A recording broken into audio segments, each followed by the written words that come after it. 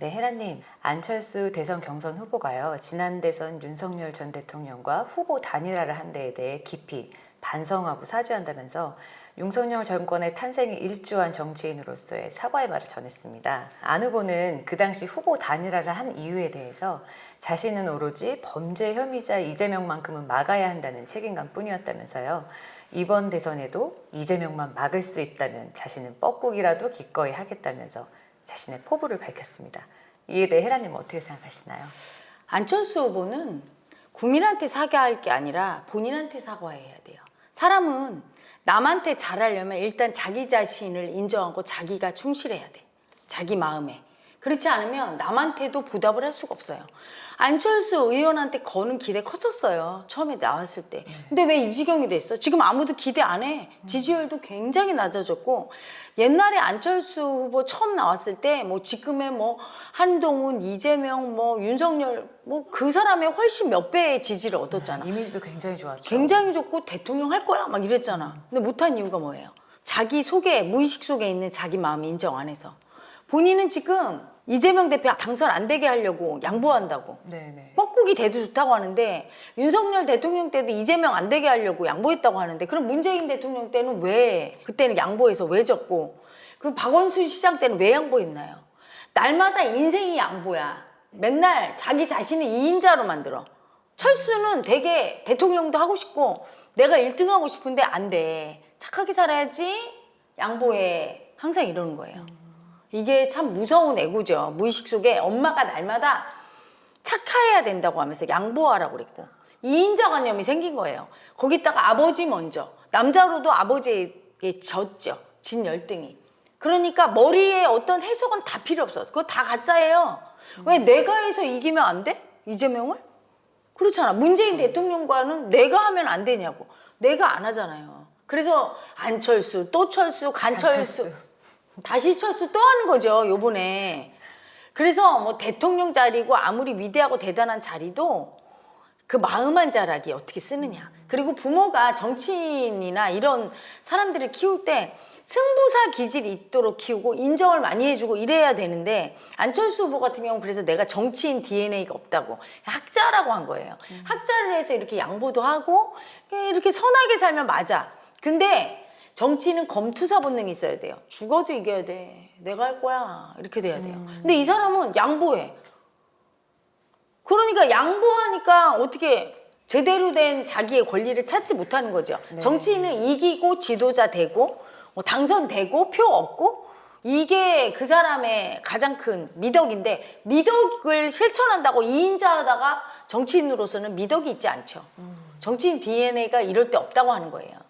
내가 뺏고, 부자지간에도 권력 안 나눈다고 하는데 내가 뺏고 내가 1등하고 이래야 되는데 그게 없어요. 그게 무의식 속에 아버지한테 진 열등이, 또 엄마가 양보해라, 착하게 살아야 된다. 되게 분별심이에요. 그게 사람은 삼위일체가 돼야 돼. 생각과 말과 행동 일치하면 이루어지는데, 이분은 생각은 되고 싶은데 그 되고 싶은 생각을 방해하는 생각이 또 있어. 너 양보해야지, 착해야지, 너 때문에 졌다고 하면 얼마나 무서워. 이러니까 이분이 말할 때 보세요. 자신감이 없어. 그쵸. 요번에도 좀 말을 더듬으셔서 그 짤이 굉장히 바로 돌아가요. 철수하니까. 네. 얘기해놓고 내가 한 말에 바로 철수를 하니까. 자기 마음을 잘 봐야 돼요. 그래서 항상 마음은 두 가지가 올라오는데, 이때 한 가지 내가 원치 않는 마음을 딱 꺾을 수 있는 결기가 필요한데, 양보해야 돼 이렇게 올라오니까 내 마음을 자꾸 꺾으면서, 그게 양보한 줄 알아. 세상은 양보가 없는 거예요. 누구를 위해서 양보한다고 하지 마세요. 그리고 나중에 희생한다고 해봤자 아무도 인정을 해주지 않아. 배신자도 없고 양보하는 착한 사람도 없다. 그냥 배신하는 마음, 배신 당했다는 마음만 있고, 또 양보해야 된다는 마음, 착하게 살아야 된다는 그런 마음이 있는데, 그런 마음들을 자기가 제대로 인정하지 못할 때 이렇게 되는, 결과가 전혀 자기가 원하는 결과가 안 나오죠. 그렇죠. 근데 당초에 예상됐던 거와는 달리 나경원 후보를 제치고 마지막 카드를 안철수 후보가 차지를 하게 되셨어요. 근데 이 부분은 또 어떻게 이런 결과가 나오게 된 걸까요? 그건 나경원 후보가 더 양보하는 마음이 큰 거예요. 더 진 열등이 마음이 큰 거예요. 왜냐하면 나경원 후보는 여자잖아. 남존여비가 너무 세요. 남자 먼저야. 그 다음에 자기. 네. 절대로 남자보다 앞서면 안 되고, 특히 윤 대통령 같이 가해자 마음이 센 남자를 보면 당연히 자기는 피해자를 해줘야 돼. 그래서 예전에 당권 도전했을 때 그렇게 치욕을 당하고 내쳤어도 이번에 또 가서 그 피해자는 너무 당연하고 이상한 줄 몰라요. 그렇죠. 양보하고 희생해야 된다. 그렇게 생각해. 양보하고 희생은 피해자가 되라는 얘긴데 인생이 누가 피해자 되려고 태어났습니까? 여자 남자 모두 다. 어떤 사람도 자기 마음 인정하고 자기 뜻대로 살아야 되는 게 올바른 인생이야. 착하게 살려고 태어난 게 아니에요. 자기 마음 인정해서 자기 원하는 대로 살려고 태어난 거야. 남의 권리를 침해만 하지 않으면 되거든. 근데 너무나 유교적 관념으로 나경원 의원 속에는 안철수 후보보다 더 큰 열등의 약자가 있어. 안철수 후보는 그래도 남자라 여자보다는 내가 위라는 또 애고가 있어요. 네, 나경원 후보 같은 경우는 나는 남자를 절대 이길 수 없어. 남자한테 양보해야 돼가 있다니까 이분은. 그러니까 안철수 후보도 여자한테는 양보 절대 안 할 거야. 착하다고요? 한번 양보해보지. 나경원 의원한테 안 하잖아요. 네. 착하게서 하는 게 아니야.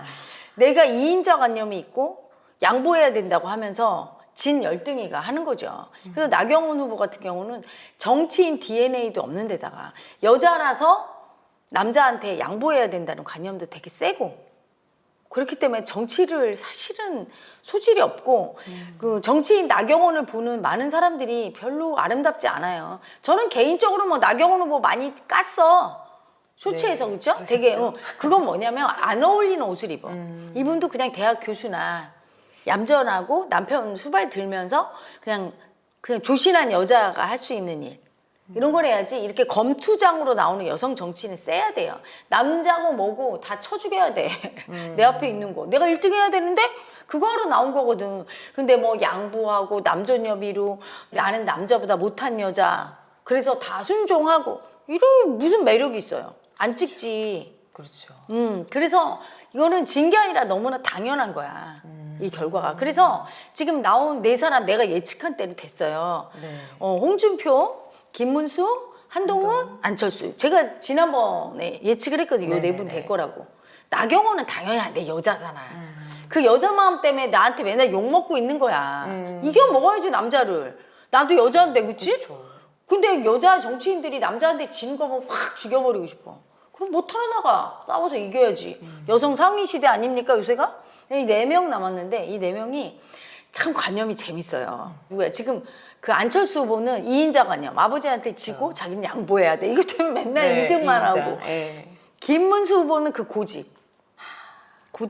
이념. 좌파야 우파야. 그래서 왔다리 갔다리. 극 좌파했다가 이념이 세니까 그거에 집착하는 애고 극 우파로 갔다가. 야, 이거는 그렇게 하면 져요. 이재명은 뭐라 그래? 흰 고양이나 검은 고양이가 중요한 게 아니다. 쥐만 잘 잡으면 된다 이러잖아. 네. 중도 실업 노선을 포방하는데 앞으로 그래야 되거든.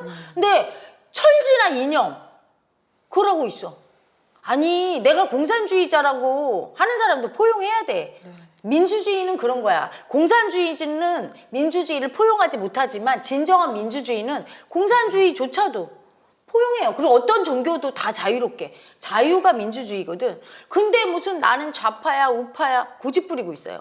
국민은 그걸 원하지 않는다고. 원하지 않는데 그 이념 때문에 이념을 붙잡고 고집 부리는 그게 약자 마음이야. 저도 김문수 후보의 행보를 보면서 좀 많이 안타깝고 좀 왜 저러시나 싶은 마음도 들고 그렇거든요. 이분의 강자 마음은 청년 결백하고 남의 걸 탐하지 않고 내가 강자의 권력을 갖고 있으면서도 어느 부분은 갑질도 했지만 청년 결백하게 약자의 아픔을 느끼면서 산 세월이 있거든.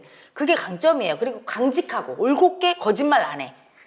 청렴하고 그게 강점인데 쓸데없는 이념에 매몰돼서 그걸 붙잡고 반대파 국민들을 갈라치게 하고 이게 약자 마음이라 이분이 그게 이제까지 개고생만 하고 빛을 못 보는 이유. 네. 그다음에 홍준표 후보 같은 경우는 너무나 빼앗긴 아픔이 커요. 분명히 어렸을 때 가난했을 거야. 엄청 가난하고 그것 때문에 수치를 많이 당한 얼굴이에요. 그래서 사랑을 못 받은 남자가 있고 그래서 그게 질투도 심하신가 봐요. 그리고 또 엄마의 사랑을 듬뿍 못 받아서 엄마 사랑 되게 받고 싶은 아기가 있는데 엄마한테 곰살궂게 해서 사랑을 못 받았기 때문에 여자 유권자들한테도 표를 별로 못 얻어요. 그래서 가난하고 아픈 세월을 겪은 이제 중장년 남자분들이 좀 좋아할 텐데 이분은 그 가난에 빼앗긴 아픔을 인정 안 하고 그래서 되기가 힘들죠. 빼앗기게 돼 있어 항상. 그래서 항상 살면서 빼앗겼잖아요. 늘 빼앗겼다는 마음 올라올걸요? 한동훈 후보 보고는 예전에 뭐라고 그랬어? 우리 때는 검사가 얼마나 고생만 했는데 나 지금 때는. 요즘 그렇지 요즘 검사들은 인기 없고 뭐 그때도 빼앗긴 마음이잖아. 무조건 빼앗긴 마음이에요. 그래서 빼앗긴 마음을 인정 안 하니까 그런 사람은 늘 빼앗긴 현실이 와. 대통령도 빼앗길 수밖에 없고. 그래서 이분이 힘들고. 한동훈 후보는 뭐가 문제냐면 다른 건 다 좋아. 다 이겼어. 아버지도 이겼어요. 이 사람은. 딱 얼굴 보면. 그리고 여자들의 인기도 많이 받았어. 그렇죠. 다 좋아. 근데 문제는 뭐야? 질투를 많이 당했어. 너무 잘나고 사랑받으니까 질투질을 했어. 누나들이나 또는 옆에 형들이나 남자 동기들이나. 그래서 미움받은 아기가 있어요. 그 미움받은 마음을 인정해야 사랑을 받는데 그걸 인정 안 하면 현실은 뭐가 오죠? 계속 미움받는 현실. 미움받는 현실은 뭘까요? 내 뜻대로 안 될 때 그래. 대통령 선거에 나갔으면 되는 게 사랑받는 현실이야. 그게 안 되는 거야. 그러니까 내 뜻대로 안 되고 모함을 많이 받아. 쓸데없이. 왜냐하면 그게 과거에 모함받았던 나를 인정을 안 해주니까 걔가 자꾸 인정해 하면서 그때 마음 올리게 하려고 요새도 배신자 프레임 쓰고 남성분들은 그 배신자 프레임에 굉장히 예민하시더라고요. 한 번 배신한 사람은 두 번, 세 번 할 수 있다. 그래서 한동훈을 나는 지지하지 않는다라는 분들이 생각보다 남자분들이 꽤 계시더라고요. 그거는 윤 대통령 입장에서 본 거죠. 정확하게 얘기하면 윤 대통령이 국민을 배신한 거고 국민 뜻대로 안 해주니까 국민한테 표 받고 그걸 교정해 주려고 그렇게 하면 안 됩니다. 국민 뜻을 듣고 얘기했어. 그전에는 한동훈 후보가 별 얘기 안 했을 거예요. 근데 이제 민심을 청취하면서 총선 치르는 과정 중에서 민심 들어보니까 너무 민심과 반하거든. 윤통이. 그걸 얘기한 거예요. 그건 배신이라고 볼 수 없어. 그러면 지금 국민 보고 배신자라고 하는 거예요? 이기기 위해서 정치를 하는데 이기려면 국민 뜻을 받들어야 되잖아. 안 받드니까 그걸 얘기한 거예요. 그래서 철저하게 그건 윗사람 입장. 대통령 입장에서 얘기한 거지 한동훈 후보 입장에서 보면 또 그렇지가 않은 거야. 너무나 억울하고 어떤 보면 본인이 배신당한 거지. 도와주려고 했는데 자기 말을 안 들어주고. 그래서 차라리 전당대회 끝나고 제가 죽여라 했던 게 그거야. 말 안 들어줄 거 아니까. 네. 근데 이분은 그 미움받은 그것 때문에 배신자 프레임을 쓰고 그렇게 미움받는 거야. 쓸데없이. 제가 봤을 땐 그 남성분들이 한동훈 후보를 좀 질투하는 것 같은 생각이 드네요. 뭐 살면서 질투 당했던 네. 그 놈을 안 보니까 그 애고를 당하고 있어요. 그래서 네 명이 다 리스크가 있는 거야. 하나씩 다 가졌잖아요. 네, 맞아요. 그러면 우리 주위가 볼 때는 네 명 중에 누가 제일 그래도 그 리스크에서 자유로워서 될 것 같아요? 네 분 중에 앵커가 바뀌었어. 굉장히 어려운 질문인데 저는 한동훈 후보예요. 그렇게 치면. 젊은 여자분이라서 한동훈 후보를 지지하기 때문에 나이든 중장년층한테 네. 물으면 또 다르겠죠? 그렇죠. 그래서 이분들이 다 그런 리스크가 있어서 고만고만하니까 지금 한덕수 추대론이 그렇게 나오는 거예요. 엄청 한덕수 추대론이 나오고 근데 한덕수 같은 분도 안철수 후보랑 비슷한 결이죠. 이것도 이인자가 저것도 있나? 그렇지. 늘 2인자였잖아. 국무총리만 했잖아요. 그렇죠. 그리고 자기가 2인자 관념이 아닌 사람은 2인자 안 해요. 나 1등 할 거야 이렇게 나오는데 안 하잖아. 계속 관료로 남의 밑에 있잖아요. 이분은. 그래서 이분도 2인자 관념이 세서 사실은 되게 이분이 나와도 이재명과의 경합에서 붙었을 때 승산이 없을 수 승산이 있다. 없지. 윤석열과 이재명이 붙었을 때 윤석열이 이긴 이유. 윤석열은 장남이에요. 그렇죠. 이긴 놈. 그 집안의 기대를 한 몸에 받아서. 이재명은 차남이에요. 엄마가 장남을 좋아했어. 소름 돋는데요. 그렇지. 이제 2인자예요. 그거 지는 거야. 그러니까 이재명을 이기려면 1인자 관념이 있는 사람이 나가는데 그렇게 따지면 안철수도 2인자. 아버지한테 져서. 그 김문수 후보 같은 경우도 날마다 지고 투옥당하고 미움받았죠. 그렇죠? 빼앗긴 아픔.